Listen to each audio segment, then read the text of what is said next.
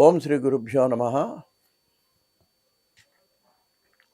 2025 సంవత్సర ఫలాల్లో భాగంగా వృశ్చిక రాశి. దీంట్లో విశాఖ 4వ పాదం, అనురాధ 1, 2, 3, 4 పాదములు, జ్యేష్ఠ 1, 2, 3, 4 పాదాలండి.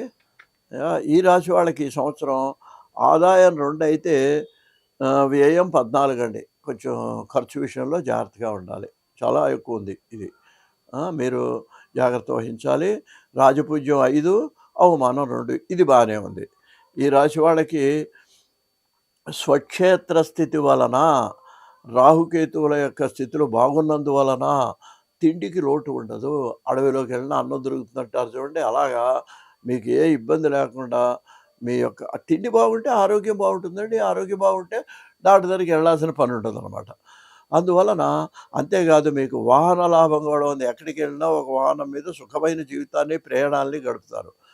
విద్యలో అభివృద్ధి, ముఖ్యంగా విద్యార్థులు లాంటి వాళ్ళు మీరు ఈ సంవత్సరం మీరు అనుకున్నది ర్యాంకులు కానీ, పరీక్షల్లో కానీ విజయాన్ని మీరు సాధించగలుగుతారు. అందువల్ల మీరు కొంచెం కష్టపడి చదవాలి.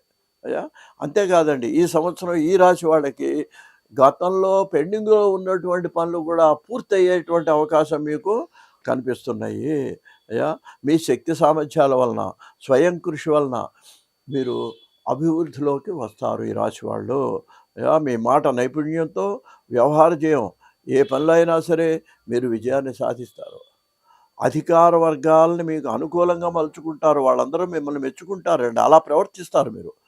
దూర ప్రయాణాలు కలిసి వస్తాయి. గృహ నిర్మాణాలు, స్థిరాస్తి వృద్ధి జరిగే అవకాశం కనిపిస్తున్నది. కోర్టు వ్యవహారాల్లో కూడా ఈ సంవత్సరం మీకు విజయం లభిస్తుంది, పరిష్కారం అవుతాయి. కుటుంబ సభ్యులతో అనుకూలంగా ఉండటం కొంచెం అవసరం. ఏదైనా చిన్న చిన్న అభిప్రాయ భేదాలు వచ్చినా సర్దుకొని, స్వల్ప భేదాలు ఉన్నా కూడా అవి సర్దుకొని ఉన్నట్లయితే మీరు ప్రశాంతంగా జీవితాన్ని గడపగలుగుతారండి. మీ ఇంట్లో శుభకార్యాలు జరిగే అవకాశం కనిపిస్తున్నది. అప్రయత్న ధనలాభం, డబ్బులు కూడా అనుకోకుండానే వచ్చి పడతాయండి మీకు ఈ సంవత్సరం. జీవితంలో మీరు స్థిరపడతారు. అంటే ఏంటి, అంతవరకు టెంపరీగా ఉన్నవాళ్ళు అట్లా ఒక స్థిరమైనటువంటి ఉద్యోగంలో కానీ, లేకపోతే ఒక అభిప్రాయంలో కానీ స్థిరాభిప్రాయాలు మీకు ఏర్పడతాయి. ఉద్యోగం లాంటి వాటిలో సంఘంలో గౌరవ మర్యాదలు పెరుగుతాయండి మీకు. ఏప్రిల్ నెలలో సేవా కార్యక్రమాల్లో పాల్గొంటారు. మే నెలలోనేమో వృత్తి వ్యాపారాల్లో కొన్ని చిన్న చిన్న చిక్కులు వస్తాయి. మళ్ళీ జూన్లో అవి పరిష్కారం అవుతాయి. జూలైలో కొంచెం ఆర్థిక ఇబ్బందులు వస్తాయి. సెప్టెంబర్లో వృత్తి యందు కూడా కొంచెం ఇబ్బందులు కలుగుతాయి మీకు. అక్టోబర్లో మళ్ళీ సర్దుబాటు అవుతాయి. నవంబర్లో రుణాలు చేయాల్సిన అవసరం వస్తుంది. అప్పులు చేయాల్సిన పరిస్థితి కూడా రావచ్చు. కొంచెం పొదుపు పాటించండి, సంయమనం పాటించండి. అక్కడి నుంచి మొత్తం చివరి వరకు కూడా సాఫీగా జరుగుతుంది. మొత్తం మీద మీకు ఈ సంవత్సరం యోగదాయకంగా ఉందని ఈ రాశి వాళ్ళకి చెప్పవచ్చండి.